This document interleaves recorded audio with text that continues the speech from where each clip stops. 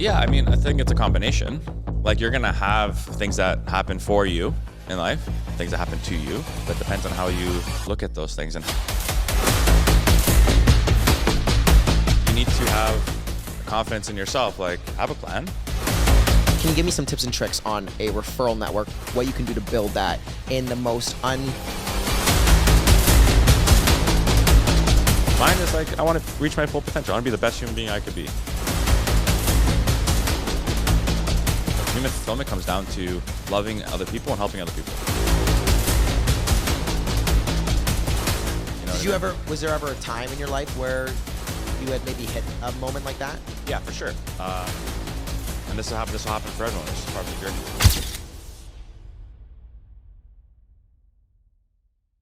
Ladies and gentlemen, I just want to take a quick break from our show to say a massive thank you and a big shout out to one of our amazing sponsors, Dave DiStefano.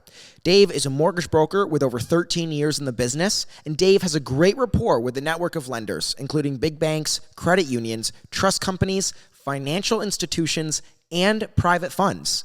He will work on your behalf to help you find the best mortgage with the most agreeable terms and the lowest interest rate. After meeting Dave many times and having great discussions with him, he provides a level of confidence and comfort in knowing that he is going to take care of you.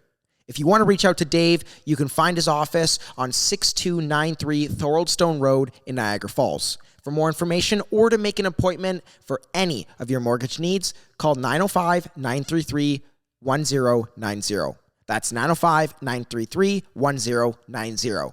And thanks for listening. Back to the show. What's going on, Meeting Gold listeners?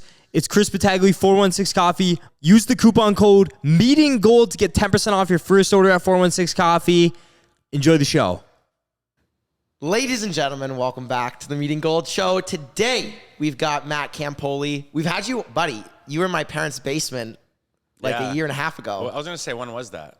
That was like a year and a half ago. That was like, Johnny, what episode are we on? This is episode 87. That was when we were on like episode 17. Oh, wow. So, nice. I mean, hey, I'm still here. 70 later. You're still here? I'm still here. I'm going to beat out price to sell. You will. No, I won't. I'll just stop right now. Yeah, just stop. Let me catch up, and then we'll start again. Yeah, we'll see who beats perfect. each other. We'll... Matt is a real estate agent in the Toronto area. He just founded, I'll let you speak on that, residency. Yeah, it's a small little real estate group. But it's going to be big. Oh, yeah, we'll see where it goes. So I want to talk about a couple of things that you've done recently in the last couple of months, because me and Matt are good friends. We've developed our relationship since you guys came down, and then me and Marina are close. That led to me and you getting close, and now we went to Bahamas together. But you've done a lot of stuff behind the scenes, not necessarily business-wise, that I'm really impressed with. One being you did a lot of retreats, like mindset retreats. Yeah. Run me through that. Like, what initiated that? I've always been into self-development, and it changed my life, right? Since I was 19. So if I didn't go down the self-development journey, I wouldn't be where I'm at. Right. I would just be following the status quo. I had, doing the average normal school, get my career, or so tried to get my career, and then worked at the life we're kind of taught how to work in school. Did you find, like, what was your real kick into self-development? Because I feel like you have to kind of have or were you born with it? Like, were you just born with the want to be better, I guess? No, it came late. It was like growing up, obviously there were struggles with my parents and like being divorced and all that. And especially on the financial side, and then, being surrounded by functional families, and then seeing my friends with like really nice homes and all these things. These are things I didn't have, right? So it was a lot of a comparison game for me growing up. And then I think that just planted a deep-rooted seed in me in never wanting to have that sort of struggle. So then the overcompensation began. It probably like closer to my mid-20s. It's like, okay, I made a commitment with myself, like a non-negotiable, like I'll never experience that in my life, or my future family will never have that. Okay, so that's really interesting that you just said that, because I feel like there's two routes you could have gone. You could have gone the route that you did, which obviously worked out just fine, and it's every day it's continuing to get better and better, or you could have gone the victimized route. Yep. Was there anything that influenced that decision? Like if you really think back, what could have maybe made you chose not being a victim, but actually trying to triumph in tough times? It wasn't like an aha moment. It was more so just a part of the process for me, like in my journey. So I was in school for history. So I started my self-development journey at 19 because a friend of mine, Pierce, said, read Rich Dad, Poor Dad, and they sent me the PDF copy. So I had it on my little phone or tablet, whatever I was using at the time. And I started to read that. And then I'm like, okay, like maybe I should open up a savings account. Maybe I should start saving some money. It looks like this real estate thing could be cool in terms of like assets versus liability. I had just bought an Acura Integra car. So I took a year off school, I was working in landscaping. So this is all happening at the same time. I went to university, but took a year off because I didn't know what I wanted to do yet. I still knew I needed to get a degree. Smart, you took a year off. I needed to get a degree. So I started to work a landscaping job, hardscaping. We did pools. And I was the bitch, just wheelbarrowing gravel everywhere and digging and doing all that stuff for $13 an hour, getting yelled at like crazy if I wasn't like on, Yeah. And I saved up like $2,800 and I bought a car. And then wait, you could buy a car for $2,800? I used one like that. Are you old? Yeah, I used one like that. It was 2001 Acura Integra. And then I was gonna go down that road where it's like, let me start souping this car up. I wanted to buy an intake. I wanted to do like exhaust and all these things to the car. And then when that book came in divine timing, because literally, I read what an asset versus liability was. And I said, okay, this is the car's liability. Let me just not do this. Let me just suck it up. It's not going to be pretty like some other people have, but I'll just drive this thing to the dirt and start saving my money. And then open up a savings account and started to and then my barbering business was starting for like just as a hobby. So that was going on in the background. Right, yeah, you were a barber back in the day. But it happened by accident, right? I didn't plan to be a barber. Just my buddies were like, come cut our hair because we're cheap. And we want to go to the club tonight. Yeah. Like, okay, my mom has a buzzers. Like I have, I have a clipper and I have some scissors. And I just winged it and it was decent. And then we would go out and then other people would see, like guys we knew from high school would see my friends with these whatever kind of fades. They weren't the best at the time. Right, yeah. And then they're like, oh my God, like cool haircut. Who cut it? They're like, Matt. So like, can I come to you? I'm like, sure. Like I'll open up my garage. And that started growing. Yeah, that started to grow. And then I remember my first $50 I made in a day cutting hair. I did 5 guys, $10 each. And I'm like, holy shit, I don't need to work in my Urban Planet job anymore. Cause I was getting like 1-2 shifts a week. My bi-weekly pay was $80. Yeah. So I was making like $160 a month, and then, so I'm like, okay, I don't need to do this anymore. So I started to ramp up the barbering a little bit. Then I got a job at Best Buy, right? You were one of the tech guys, Geek Squad? I was TVs. Oh, TVs. And working 80 there. inch? Sorry? 80 inch? 80 inch, yeah, 4K. Yeah. Okay, sounds good. 240 hertz. So I started to work there, and that taught me. So I was building up this customer service. I was shy guy, by the way, very shy. The barbering, I had no choice but to be a little more out there, extroverted. Working at Best Buy, I had to be extroverted. I was really into the gym too, so I'm starting to look good. And all these things are happening to me at like between like 19 to like 23 years old, right? The confidence is building. I'm learning how to deal with customers. My mind is opening up. I'm running my own business, I guess you could say, through the barbering. Yeah. I'm selling TVs. It's I'm learning sales, right? And all these like limiting beliefs that I had or patterns that I had, I was reinventing myself at the same time without even knowing. I was essentially reinventing myself and my beliefs and my thought processes, and like I can do things by myself versus always needing to like work for someone or going down that path where it's like, yeah, I'm getting my history degree because I decided to go back to school to study something I was passionate about. That was history. And then the goal was to become a teacher, right? So I was in university, still in line to be a teacher, working Best Buy. Barber business is like picking up a little bit, and I'm starting to read and listen to podcasts. And I remember, I'll never forget, one of my hair clients told me about this guy, Andy Frisella, and there was a podcast. I forgot which episode number it was, but it was just about like the law of attraction and like the power of the mind and like 48 laws of power. Yeah, and like you need to like you decide your outcome. It's totally up to you, no one else. So all these things are happening. They weren't planned. It's just all unfolding as it should have, I guess. Do you think for me. that everything in life is the best things happen unplanned, or do you think a lot of it is like intentional? For example, you going on a mindset retreat to work on yourself. Yeah, I mean, I think it's a combination.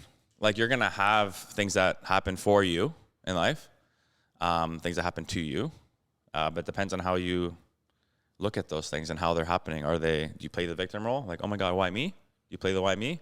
Or do you leverage that and be like, hey, this is a good learning lesson. I don't ever want this to happen again. I'll never make it happen again.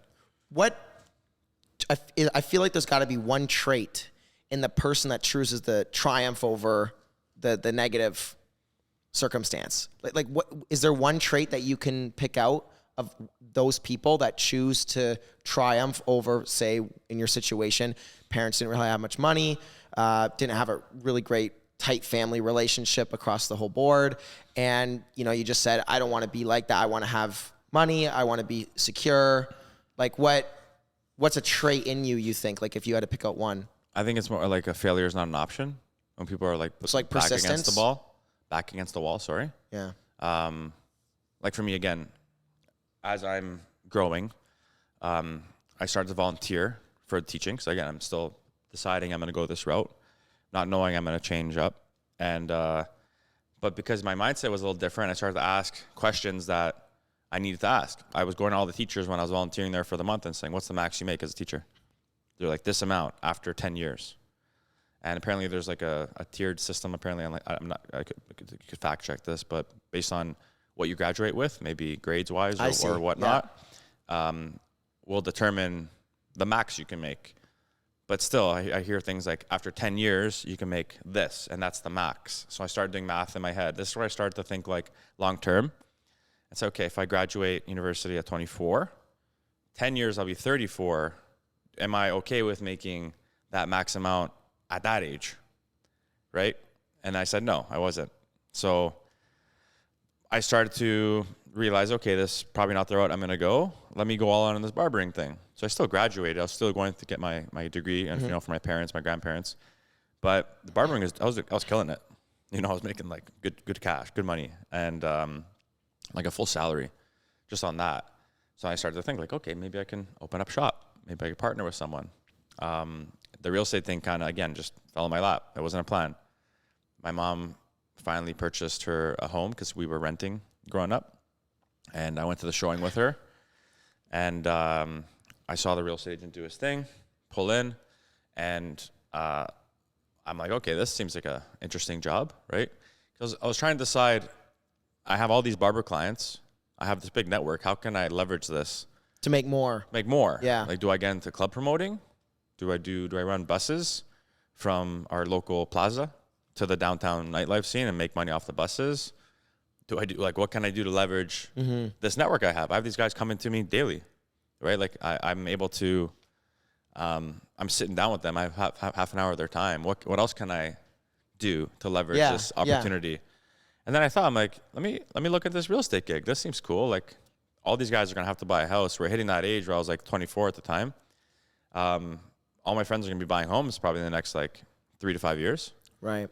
Why don't I just get ahead of the curve, So of all the things that have happened in your life, the unplanned, would you say that you can attract those opportunities in a planned way? That's an interesting question. Yeah, I guess when I attract them, like they make sense. And like they're always bettering my current situation. Do you think that you planned I'm going to attract real estate. I knew that real estate was going to be my next step after barbering to leverage my clientele. That was planned. Yeah. But what did you do to attract, I guess then it goes to the barbering, right?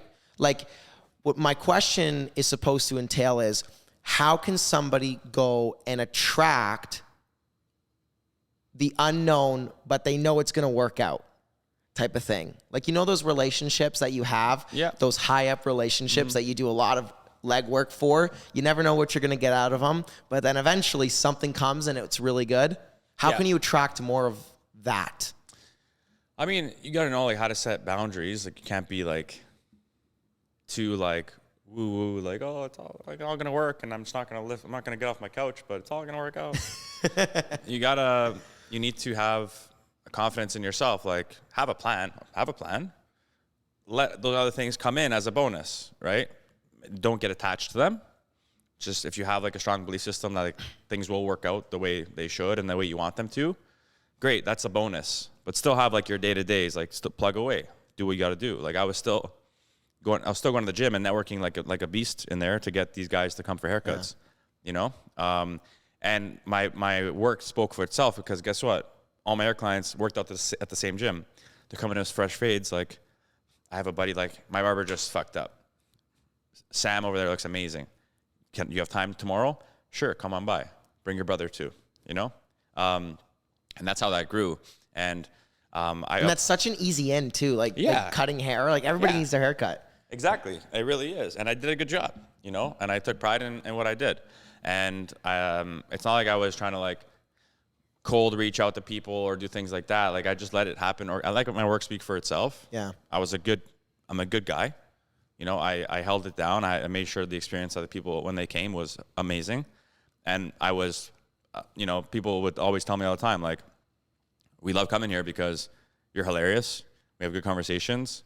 You know, I became people's therapist because it was pretty intimate. Like, it was just me and another guy in my basement, right? Or my laundry room, whatever setup I was doing. And they would confide in me. So then I became, like, really good friends with these people. So then it was just, like, a whole, like, all these different layers of, like, I gave good service.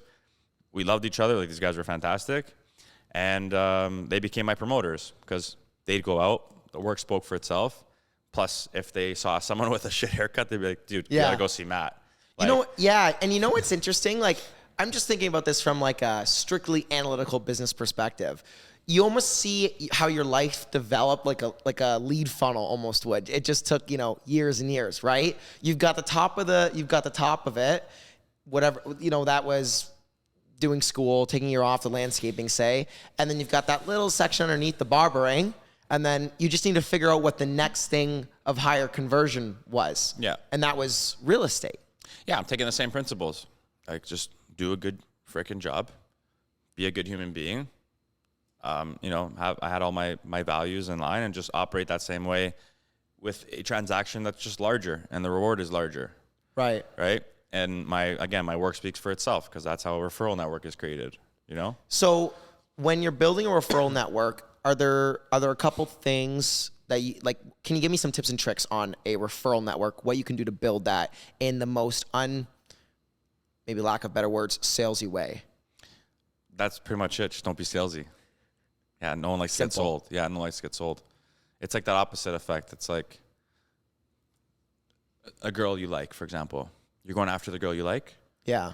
It's just human nature. Right. She might be like, oh, like it's a little too much. Like she might not show like that much interest versus the girl that you're not potentially showing any interest in and really and then is she's really, showing, really interested. It's like, you know, it's just, I don't know like the laws behind that and stuff, but it's the same with sales. Like if you're being pushy, like, hey, so what's your decision? What do you want to do? You want to buy this house? Or, hey, can I cut your hair? Like, let me know when I can cut your hair. Can I cut your hair? Can I cut your hair? And you hear it from people too, because people will tell you their bad experiences with a real estate agent or with a camera crew, or another barber, right? It's just like it's a combination of things. They didn't care, they didn't give a shit. I'm another number for them. I'm just in and out, or this person's too pushy. They're annoying me. They're blowing up my phone all the time. Like I don't want to deal with them. Like I had enough with that person. Things like that. So yeah. Was there any, and maybe a little off our topic of this, but I was just thinking, were there any influences in your life that played a big role for you to see things that way? I've had many throughout. It was a lot of people just online though. And then once I started the real estate career, I started to pick up mentors in the business because these guys are obviously where I wanted to be. But I was just looking at where people were in life, and if I wanted to be there, then I would confide, or like I would ask them questions, or like trust their suggestions and stuff and how I should operate. Like one thing I always told myself during that period was, if someone's giving me advice, look at that person. Are they where I want to be in life? If I'm getting relationship advice, is it coming from someone who is in a happy relationship, you know, amazing family, things like that? Or am I getting business advice from someone who is an actual successful business owner or someone who's failed and actually maybe doesn't even own a business? You know what I mean? So I started to set boundaries that way. And then, but all the guys online, like the influential figures online, like I mentioned earlier, Andy Frisella, he was a huge, like, this guy's like a school of hard knocks, like, it doesn't give a shit, like, work your ass off, get it done, it's up to you type of mentality. And I started to embrace that on my own. It's also interesting. You brought up, where are you getting your advice from? And I think that even the smartest of people, which it's obvious you did, and we've had conversations about this off camera, but you'll look at people who will give it they won't give advice, they won't talk about it, but you can observe about what they did wrong in their building process. Now, obviously you don't say anything, and it might be your opinion, but you take those things, you ask them questions about it, and then see if in your head you can pick apart things that you would have done differently for your building process. Yeah. Did you find like you were very observant in that way as well when you were growing, at least say in the real estate business, or more just let's get into the self-development, like the emotional side, almost just being observant of what you don't want to be as well? Yeah, definitely. Observing is huge. You have to observe. You have to like zoom out. Everyone's so like in the moment, like you're like, oh, it's not working out. Like I hate life. Like just chill out a little bit. Zoom out, take a breather. Look at, like, you can't reinvent the wheel. You know what I mean? And when real estate, the main reason I got so big into the whole making videos and like, coming out with my humor and bringing on my authenticity is because I took a step back. I don't know if it's the fact that I studied history and I had to analyze like all these different events from a wide angle, right? For 4 years. You know what I mean? Yeah, I can't believe it's you like did that. World War II. I love World War II. Yeah. Right? And I always compared this to COVID, and people are like, that's a great analogy. It's because World War II happened from 1939 to 1945, right? That's 6 years. It's a long-ass time. We learned about it like this, the entire thing like this. It's like, this happens, Germans invaded, Allies successfully invaded in 44, Europe was saved, and everything ended in 45, and Hiroshima, bang. But that's 6 years of someone's life. That's someone from like 16 to 22. That's someone from 6 to 12. COVID happened in the midst of it. Everyone's like, oh my God, what's going to happen? What's going to happen? It's like, it is what it is. It's happening. Deal with it. Adapt. Because it could go for a long time, What things recently did you do for self-development and learning how to pull yourself out of your first-person view and into that third-person view? Meditation's huge for me with that. Meditation? Yeah. I saw you post about Othership. Shout out to Othership. But you go there a lot. Yeah. I try I'll try for like once a week, or I'll go with friends. It's cool. It's like it's cold plunging and hot and heat exposure. The benefits associated with that. I like it because what they did is it's smart. They went to King Street downtown and they offered people an alternative to going out getting hammered and sloshed in order to network and like come out of your comfort zone. Here it's like do something good for your body, have a tea, and then network. But yeah, back to your point, like meditation would be the one thing that helped me a lot is just to be able to just like sit with myself, not worry about the noise, and just it brings on a sense of calmness for you. Yeah. How much time do you dedicate to yourself a week? Like, do you have a set amount or every morning? Every morning. Yeah. Really? Yeah. Like today, this morning I didn't, or maybe like a Sunday I'll just be like, I just want to do whatever today. I want to wake up and like do whatever. But go around. Yeah. But Monday to Friday, I'm like, I have my morning routine, and I'm like, it's like a non-negotiable, just because it's done so much for me. So building that non-negotiable morning routine, I think is really crucial. Just the problem is a lot of people can't do that, including myself. Yeah. I find it so hard to start that. But I know like once I get into routine, like the podcast, I won't stop. Yeah. But how do you build that? Like I'm trying to reflect back on, okay, why did I keep doing the podcast? I can't answer that question. Like what made me do it every single week? I don't know if I could specifically answer that when the times I didn't want to. Probably won't be able to, but that's just you who you are. You're like me. We're the same way like that. That's just a trait of yours. Yeah. For me, like the meditation stuff really started to happen. Like I was always a big journaler and things like that, but I really started to dive deep into like meditation and visualization during the pandemic because I had time. So I'd literally sit there in my room and be like, okay, let me not fuck off today. Let me sit here for the hour and we listened to a 1 hour guided meditation. And I started challenging myself. But But then when the world started to come back and my routine started to kick in again, like my daily life, and You already had it in place. I couldn't do that length of time anymore, but I still squeeze it in. So like I'll minimum do like at least a 15 minute, right? I'll wake up 10, 15, 20 minutes earlier just to do that. So then I am doing that in combination with my journaling and all that. So I guess when you see it works, when it affected me in such a positive way, like I'm not going to remove that from my life, but I think everyone's different. I have a morning routine. Some people have evening routines. You don't need to listen to the gurus out there like, wake up at 5, do this, do this, do this. I mean, you can, if it works for you. If you're more of a evening or night owl and you think you can be more present during that time and you're able to sit with yourself better during that time, maybe that's the time for you. But we're all different, right? You recently went on a retreat to Costa Rica. What did that do for you? Because I know you from, I don't know you like you would, right? I know you from an external view, and I know that you went on a retreat prior to that. And, you know, I just find it interesting that you went on another retreat a few months later. Why? Why 2? Why 2? Because the first one had a good impact on me. And I saw what it did for me. Right. And do you think it's important to stay consistent with that kind of stuff? I think it's like practice, right? If you're like, you want to make it to the NHL and you're doing like, you're taking a couple slap shots a week and you expect to get to the show, it's not going to happen. Same with the self-development journey. If I'm trying to be like, I'm obsessed with reaching my full potential. It's like, have you heard Tom Bilyeu, impact theory? Yeah, I know. He'll say that all the time about himself too. Like for him, it's like biohacking. It's like, I'm obsessed with like biohacking and like not aging and things like that. Mine is like, I want to reach my full potential. I want to be the best human being I could be, right? And for me, myself, and others, and I'm in a role right now in my business where I'm in a leadership role, and people's lives are they're in my hands essentially. Like if they're coming to work, I want to be able to boost up their morale and help them out. So like that comes down to me being the best human I can be. So when it comes to retreats and stuff like that, like I love to travel.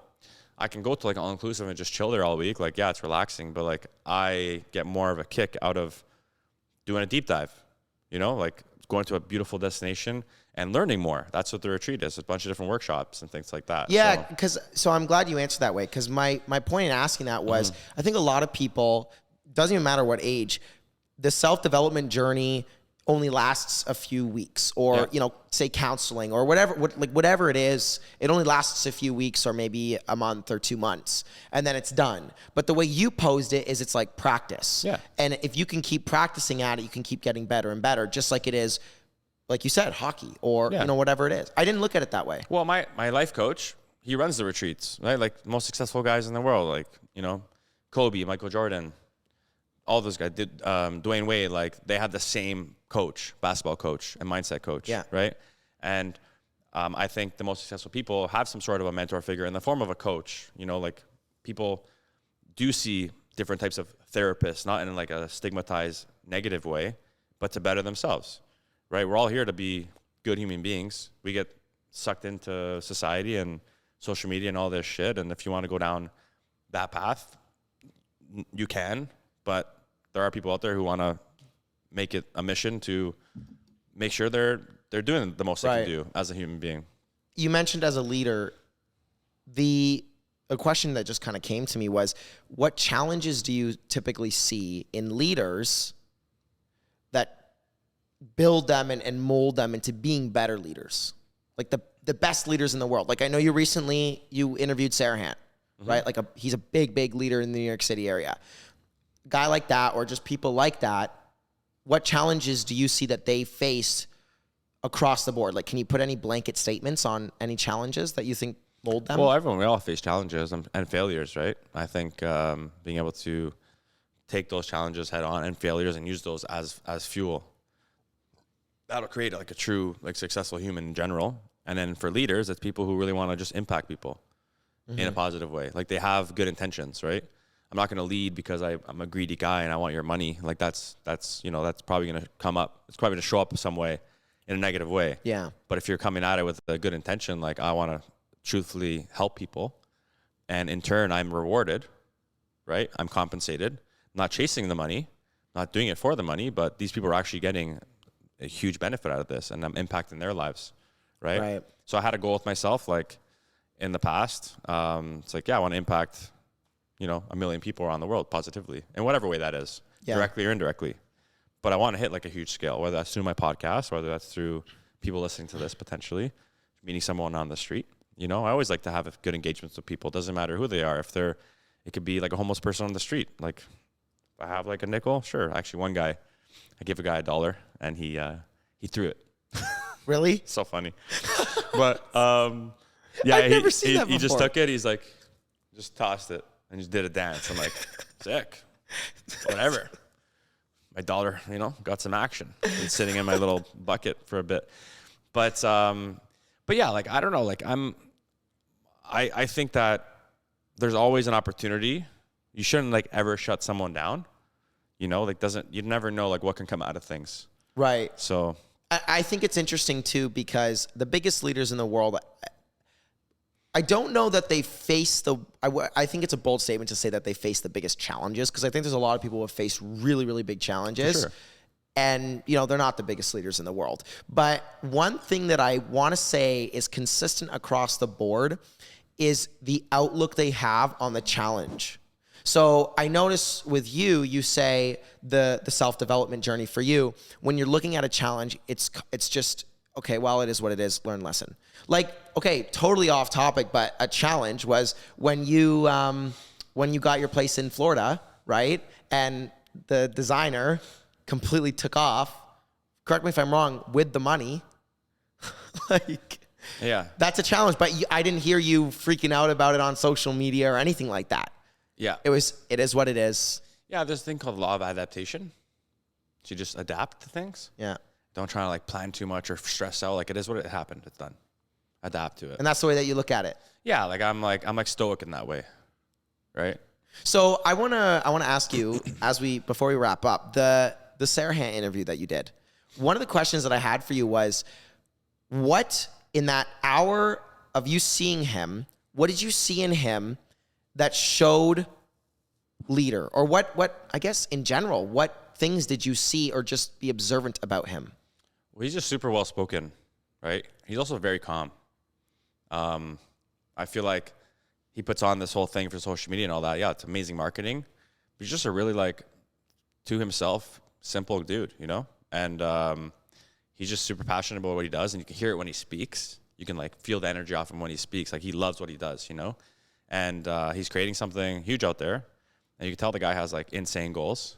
He's at a point where many would dream, but to him, he's still just getting started. You know what I mean? Mm-hmm. So I love that in him. Like, that's like a true entrepreneur. Like, I feel like I'd be the same way. Like, a goal of mine would be to reach Sirhan's level one day. And then when you reach that, you know you're going to keep dreaming. Yeah, like I've hit levels where I've dreamed of reaching, and you get there and it's like, okay, now what's next? That's just the fun. That's the human journey. It's like the hero's journey. Is that always enjoyable though? You have to enjoy along the ride. Like, the whole process has to be enjoyable. Like, you shouldn't just like expect to hit a goal and then everything's gonna be gravy after that. But like and struggle and just like not have fun along the way. Like, enjoy the process too. Right? Interesting, because I was gonna say, a lot of people set goals, they reach those goals, and then they're wondering what's next. And I think that's a very hard thing for people to deal with. I know I dealt with that. I don't know if you did, but I remember I had set a goal, and it was the most unfulfilling thing when I had to reach that goal before I said I wanted to reach it, and I was always looking at what's next. So what you're saying is, if you can learn to enjoy the process, you can always look forward to what's next, but it's just that kick to keep you going. Yeah. It's not like you have to get there. Yeah, like, and again, just studying like the greats out there, like Tony Robbins, for example, he talks about like what's true happiness. This is a guy who's literally hit all the levels, And it comes down to human fulfillment comes down to loving other people and helping other people. That's like the most fulfilling thing for a human being, based off what these greats are saying, is to positively impact other humans, right? So if I'm able to do that as much as possible along my journey, like, yeah, it makes it a lot more fulfilling. If I'm just like doing my own thing, super greedy guy, just to myself and just like, sick, I want to make $10 million, and then I hit it, congrats, Matt, go celebrate with yourself. You know? It's lonely. It can get lonely like that. Was there ever a time in your life where you had maybe hit a moment like that? Yeah, for sure. And this will happen for everyone. This is part of the journey. You cannot perfect it, but there was a time where I just I grew up in a bubble, you can say, like in my area, and I started to slowly branch off, and that meant like diversifying different group of friends, or like I had like my main core, my childhood guys I grew up with, but I knew that I can go talk to this group and have maybe different conversations with these people, or this group, and like, yeah, they're in alignment with my real estate business and things like that. And I started to branch off, but then I got too distant from my core group, right? This is like my family to me. So then, yeah, started to become lonely, and I noticed I'd be home alone and just killed a year in real estate, but I'm still all by myself, and I'm not doing the things I used to do with my buddies and things like that. So I started to make it a focus to reconnect and balance. Was there like an ultimate low point for you at that point, would you say? Yeah, maybe like 2021 could have been probably my best year in real estate, one of my best years in real estate. And yeah, I just wasn't happy. I was burnt out, So it's like, life can't be like this. Like I hit a sick goal. Like I had like something like 23-year-old me would have been like, holy shit, you can actually like, 23-year-old me wouldn't have even believed that I can do that. Right. Right. And then I did it. And then I was like, okay, like this is it. Like, is this how I'm supposed to feel? This sucks. I was burnt out. So. And that, like that emotion, it's clear you learned something from it. Yeah, definitely. Do you think that people have to experience that to learn from it? Or do you think that you just saying that will help people not go through it? You have to experience it. You have to? Yeah. It's like it's like the necessary evil, you call it. But I wouldn't call it an evil, It's honestly. just the journey. No, but the thing, do you make it an evil? Exactly. I could have gone down a slippery slope like that if I played the victim card. Or I said like, oh, like, like this sucks. Why me? I can make excuses for a million things. But I said, okay, noted. I hit a high level. I can do this again next year, but what can I do to change the way that I feel now? Right. And that started with started to plan dinners with my buddies. Like, guys, next Friday, we're doing this. There was one I did, and I should do more of this. And it was amazing. We did, I booked a little venue, and we all came. And this was from the direction of my life coach. Yeah. Again, like having people in your corner like that will help you make adjustments too along the way, right? And I had everyone come in, and all my guys come in. And instead of first thing I did was take everyone's phones, including mine, which I suck at being off my phone sometimes, put it in the corner. No. So now we're at the dinner table, and we have no choice but to have a good conversation. And I told everyone, I said, there's no surface talk. I'm not talking about football, nothing like that. And by the end of it, we went around the table and said, okay, what was the highlight of your year? Let's talk about an accomplishment highlight, and what's a low point. So it's like, it was a dinner with intention on let's bring the boys together, but let's actually like have a good conversation. Wow. And the shit you learned out of that, like I learned, like one of my boys wasn't doing too well, and he wasn't having a good time, but we wouldn't know that because we always like make fun with him and chirp There's at so him much here, surface here level and there. stuff. And it's just surface level. It's like we've been friends for 20 years, and it's just like we show up, we have a laugh, we crack jokes, shit like that, and then we leave.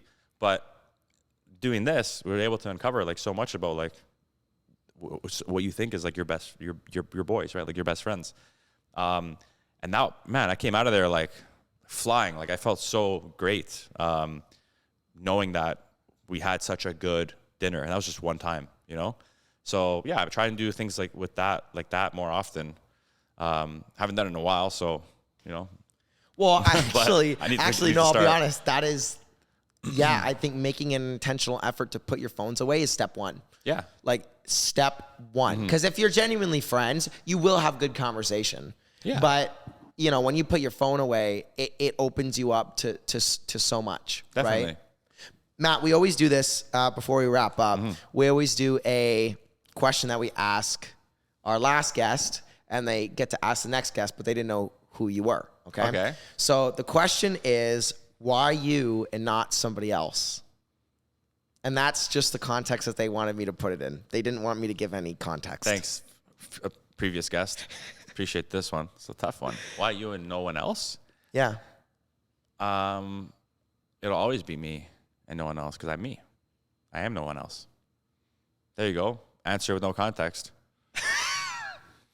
want to go philosophical on my ass? I don't know. Like I always say this, like people are like, how do you make your videos? I just act like myself. Yeah. Like how did this happen? I don't know. Just being myself. Like just stay true to yourself. If you're truly you, then you'll accomplish things that the true you was meant to accomplish. Yep. Yeah, that's true. Right? And that's it. Like I can't go be Ryan Serhant because I'm Matt. Because you're going to be Matt Campoli. Yeah. And no one can be Matt Campoli because they're not Matt Campoli. They're John Smith. Yeah. And John Smith can be super successful as John Smith. Yeah. Know your lane. Like I think a lot of people want to be exactly like this person. Yeah. And then there's that low point I think that we had discussed that you have to experience to realize that you're not that person, but it's okay. You're going to be you and be the best version of you. Yeah. Just have a plan. Like have high hopes for yourself. Have a good self-belief and confidence in yourself and your abilities. Chase what you're passionate about. Make the hard decisions. Sometimes the hardest paths are the right ones. Yeah. And you'll get rewarded for that. But don't go try and be someone exactly as they are. You won't. You'll burn yourself out. Yeah. Yeah. That's true. Because you're out of alignment with who your true self is. Buddy. You know? I love it.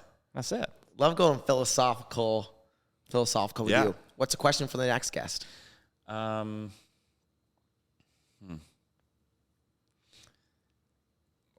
since I mentioned alignment, what do you think living in alignment really means? Oh, I like that. Is that? Want me to answer that? Well, no. But I like that because I think our whole conversation was more about that, how to become the best self. Yeah. How to become the best version of you. Like you'll know, you'll feel it. Like if you're not living the life you want, like you'll know. You'll know. No one has to tell you. You'll know yourself. You'll feel it like deep down. It's like this is not. You're waking up and you're hating going to work. It's like you're not in alignment. You know, you're in a relationship and it's just like you don't feel right being in it. You're not in alignment. Yeah. Yep. But it takes the hard decisions to get into alignment. Very accurate. I love it. Guys, I can imagine that anybody listening or watching would take something out of this, talking about Matt's stories and failures, mistakes, but also your successes. Thanks for joining us today, buddy. Thanks for joining me. Oh, yeah? This is your show? No, but you're still joining me, so thank you. Good point. No, I appreciate it. Make sure to leave a comment down below with any golden questions you want us to ask the next golden guest, like Mr. Matt Campoli here. We're excited to release this one next Saturday, and we'll see you guys in the next episode. Cheers.